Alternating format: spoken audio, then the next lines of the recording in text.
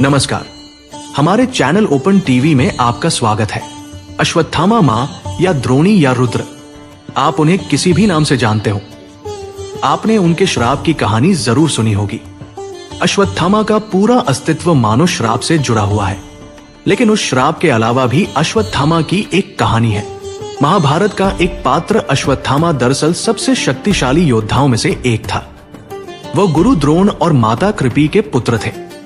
ऐसा माना जाता है कि वह अपने माथे पर एक मणि के साथ पैदा हुआ था।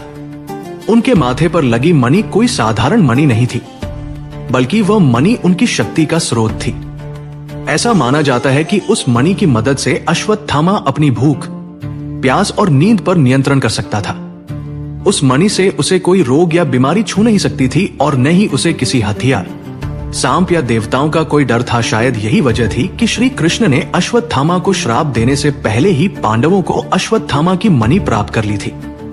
महाबली रुद्र की ऐसी स्थिति ये दर्शाती है कि यदि देवता अपने कर्मों से बच नहीं सकते तो मनुष्य कैसे बच सकते हैं। अश्वत्थामा को आमतौर पर एक बेहद नकारात्मक चरित्र के रूप में दिखाया जाता है, जो कि वह है भी।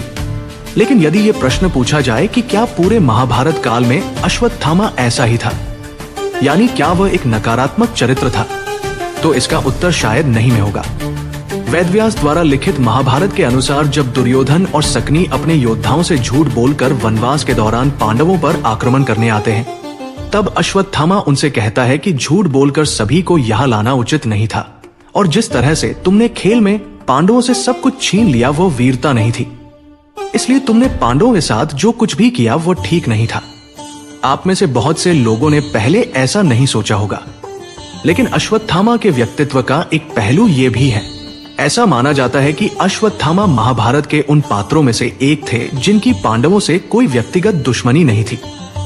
जिस तरह कर्ण और अर्जुन के बीच हमेशा प्रतिस्पर्धा होती थी, सत्ता के लिए संघर्ष होता था, वह दुर्योधन का मित्र था और इसलिए उसका साथ देता था। यहां हम अश्वत्थामा को नायक बनाने की कोशिश नहीं कर रहे हैं, हम बस उनसे जुड़े कुछ तथ्य आपके सामने पेश कर रहे हैं। हाँ, ये बात और है कि अर्जुन के बेटे अभिमन्यु पर हमला करके उसे बहुत क्रूरता से मारने वाले 7 महान योद्धाओं में अश्वत्थामा भी शामिल थे। ऐसा माना जाता है कि छल से अपने पिता की हत्या के बाद अश्वत्थामा ने उग्र रूप धारण कर लिया था और उसने युद्ध में भीषण नरसंहार भी किया था। लेकिन युद्ध समाप्त होने के बाद और पांडवों की जीत के बाद रात के अंधेरे में पांचाल राज्य के आधे हिस्से के राजा ने 5 बालकों, सैनिकों, शिखंडी और अन्य पांडव योद्धाओं का भीषण नरसंहार किया, और ये कोई बहादुरी का काम नहीं था।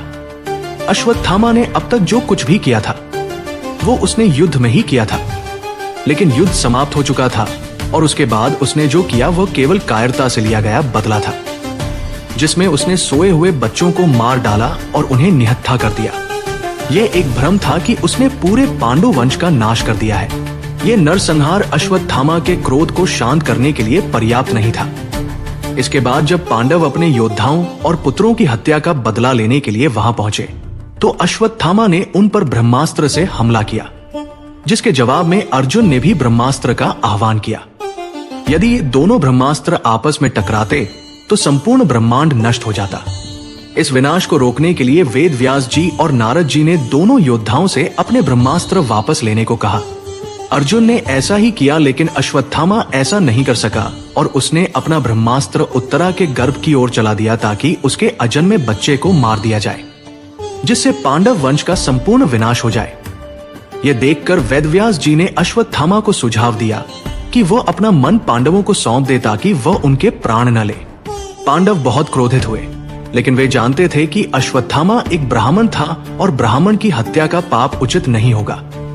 पहले तो वेदव्यास जी की इस बात पर अश्वत्थामा हैरान रह गया। वह सहमत नहीं हुआ क्योंकि वह जानता था कि इस युद्ध में पांडवों ने जो कुछ भी प्राप्त किया था, ये मणि उन सभी से कहीं अधिक मूल्यवान थी। उसने वेदव्यास जी को इसकी विशेषताओं के बारे में बताया। इन विशेषताओं के बारे में हमने आपको वीडियो की शुरुआत में बताया था। महाभारत के अनुसार अपने पुत्रों की मृत्यु के बाद क्रोध में द्रौपदी ने अपने पतियों के सामने इच्छा जताई थी कि वे अश्वत्थामा से उसकी उंगली छीन ले, जो उसे जन्म से मिली थी और जो उसे इतना शक्तिशाली बनाती है। खैर, वेदव्यास जी की सलाह पर अश्वत्थामा ने उमरी पांडवों को दे दी। श्री कृष्ण ने अश्वत्थामा को श्राप दिया कि मणि के बहुमुखी होने के कारण अश्वत्थामा के सिर का घाव कभी नहीं भरेगा तथा उस चर्म रोग से ग्रसित होकर उसे 3000 वर्षों तक अकेले ही वन वन भटकना पड़ेगा तथा कोई भी उसके निकट नहीं आएगा। महाभारत में अश्वत्थामा को इसी कारण श्राप दिया गया था। उसे अमर नहीं कहा गया है क्योंकि हज का समय 3 वर्ष बताया गया है। हालांकि कई अन्य धार्मिक ग्रंथों में अश्वत्थामा को अमर बताया गया है। इसके बाद अश्वत्थामा का क्या हुआ? क्या उसे अपनी मणि वापस मिल गई? महाभारत के अनुसार द्रौपदी उस मणि को पाकर भी संतुष्ट नहीं हुई थी। आखिर एक मणि, चाहे वह कितनी भी शक्तिशाली क्यों न हो, पुत्रों की हत्या के दर्द को कम नहीं कर सकती। इसीलिए द्रौपदी ने उम्र युधिष्ठिर को दी ताकि उनकी शक्ति और अधिक बढ़े और वे सुखपूर्वक शासन कर सके। आज के वीडियो में बस इतना ही। अगर आपको ये वीडियो पसंद आया तो इसे लाइक और शेयर जरूर करें। अगर आप चैनल पर नए हैं तो सब्सक्राइब जरूर करें। मिलते हैं अगले वीडियो में, तब तक के लिए नमस्कार।